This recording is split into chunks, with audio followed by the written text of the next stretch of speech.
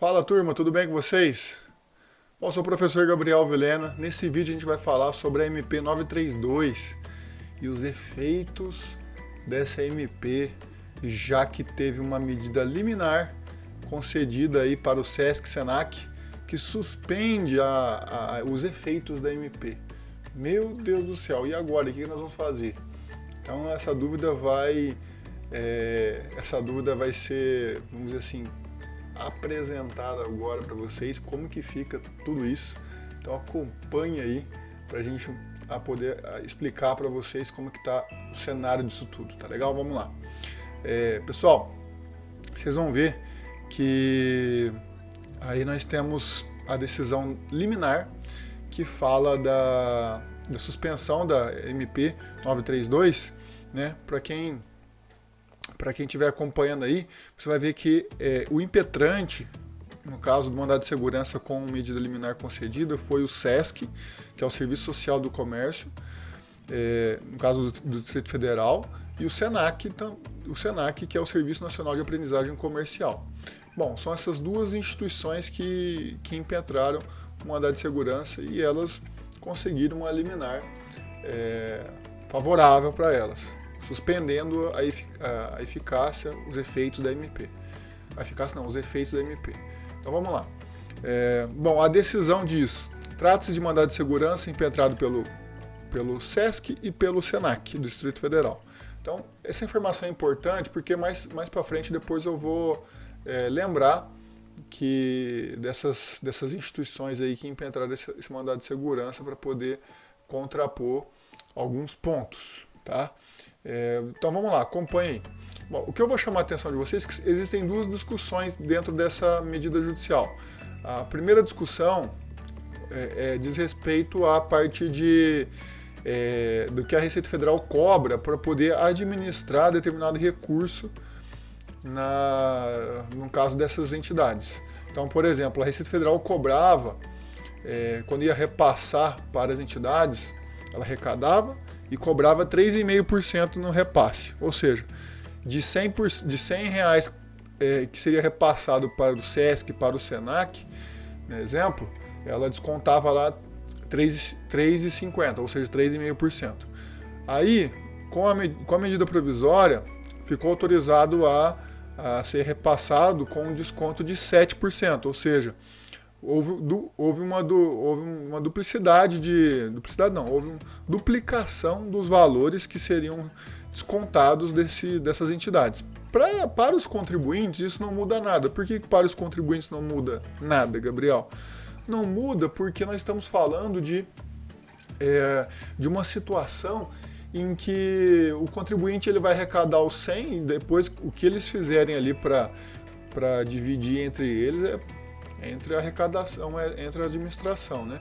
E aí cabe a eles. Obviamente que nós vamos ter que nos atentar mais para aquilo que o contribuinte recolhe, que é aquilo que a contabilidade muitas vezes precisa de informação para definir se vai recolher assim ou assado, ou se a empresa vai fazer esse recolhimento assim ou assado. Então vamos lá. Então acompanha aí. E eu vou direto lá na parte que fala das reduções. Vou direto na parte que fala das reduções das alíquotas, que é reduzindo as alíquotas em 50%. Por que eu quero falar nessa parte? Porque ele reduz lá as alíquotas do Sistema S em 50% e suspende os efeitos dessa MP em relação a esse ponto também. E aí os argumentos e a decisão foi proferida com as seguintes informações justificadas para poder suspender a eficácia da MP. No mais, a MP 932 entrou em vigor dia 1º de abril, o primeiro recolhimento com redução deverá ser feito até o dia 20 de maio. Eu faço aqui, nem todas as situações se enquadram nessa hipótese aqui. Por quê?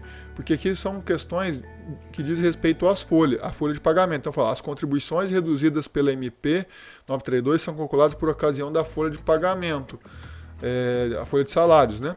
Só que nem tudo é por ocasião da folha de salários, como é o caso do Senar. O Senar ele é recolhido sobre a contribuição da comercialização do produtor rural. Quando o produtor rural emite a nota lá e recebe, ele vai vai ter o desconto de 0,20 naturalmente, geral, né, regra geral, e com a MP passaria a ter o desconto de 0,10, no caso produtor rural pessoa física, né? Enfim, então esse trecho aqui da MP, a justificativa, vamos dizer assim, os argumentos apresentados para poder conceder liminar também, eles levaram em consideração apenas as contribuições do SENAC e do SESC, que é sobre a folha. O Senar, por exemplo, não tem incidência sobre folha, sobre a comercialização, no caso dos produtores rurais pessoas físicas, né?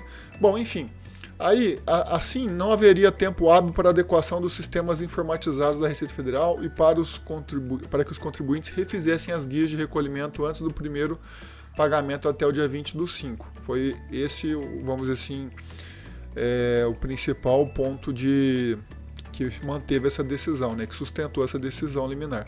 Os danos serão produzidos tão logo sejam reduzidas as contribuições determinadas pela medida provisória com a descontinuidade de diversas atividades sociais e de formação profissional e outras que os prejuízos podem ser reparáveis. Ou seja, o que eles estão dizendo aqui?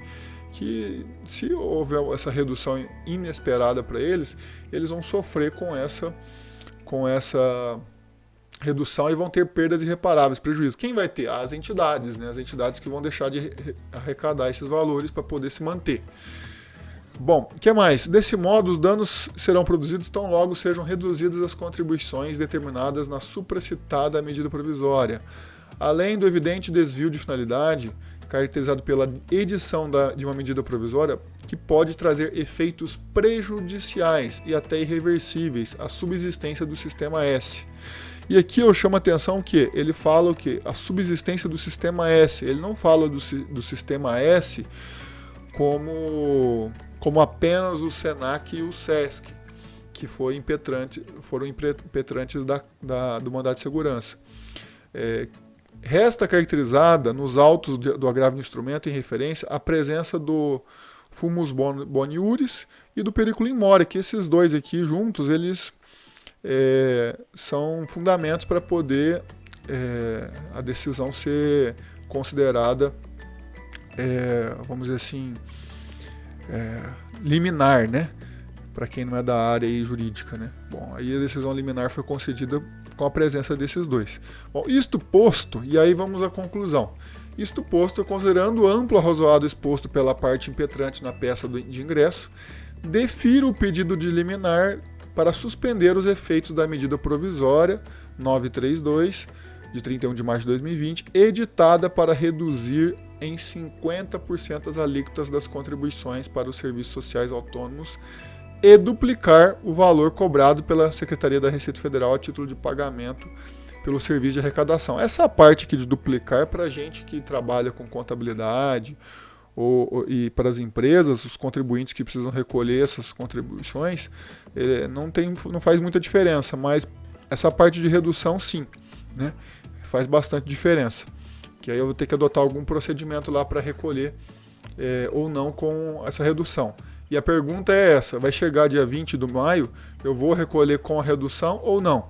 Então, como eu disse lá no começo, nós estamos no primeiro capítulo dessa novela da MP 932. Eu acho que é um primeiro capítulo que é o segundo capítulo. O primeiro capítulo foi a própria medida provisória. O segundo capítulo é a medida liminar. E o terceiro capítulo eu espero que em breve tenha alguma posição do governo para falar a respeito disso, ou de repente o governo vai tentar derrubar essa liminar, né? E vamos ver o que acontece. Veja, então até o dia 20 muita água vai rolar debaixo da ponte. Eu espero que até o dia 20 haja uma resolução disso, né, para poder recolher de forma adequada. Bom, veja bem, gente, o que eu chamo a atenção para vocês aí, que com base nisso, a pergunta vai ser: recolho ou não recolho com redução? Recomendação conservadora: recolhe sem redução. Se nenhuma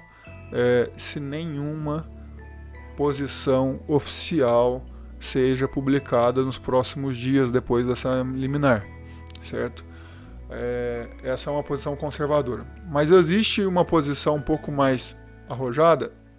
Existe. Por quê, gente? Existe. Porque essa medida liminar, ela vai estar falando do SESC e SENAC, por exemplo, e será que os efeitos não seriam aplicados apenas para o SESC e SENAC? E aí eu vou dar o exemplo, por exemplo, do produtor rural. O produtor rural, ele recolhe Senar, não tem nada a ver com SESC e SENAC. Será que seria também essa medida judicial seria extensiva ao Senar também? Não é o que parece, né? Aqui, a princípio, seria apenas sobre folha de pagamento e esses dois impetrantes. É o meu ponto de vista. Porém, né, existe o cenário de insegurança jurídica no Brasil, né? Que parece que aqui no Brasil é o que mais tem insegurança jurídica. E por conta disso, gente, eu vou colocar uma interrogação aí pra gente, tá? Acompanhar isso até o dia 20 de maio. Chegou o dia 20 de maio, não tomou nenhuma decisão ainda, ficou do mesmo jeito. Vamos dizer assim, a ideia, a opinião que eu tenho é essa, e até que haja um posicionamento oficial, tá? E vamos acompanhar para ver se realmente vai ter alguma outra posição oficial do governo. E é isso, pessoal. Eu espero que vocês tenham entendido essa questão, né? E os contrapontos, que lembra que eu falei para vocês lá dos impetrantes, os contrapontos dessa minha posição. E eu espero vocês também acompanharem aqui as novidades que vêm a surgir a respeito dessa novela aí. Tá legal? Um abraço a todos.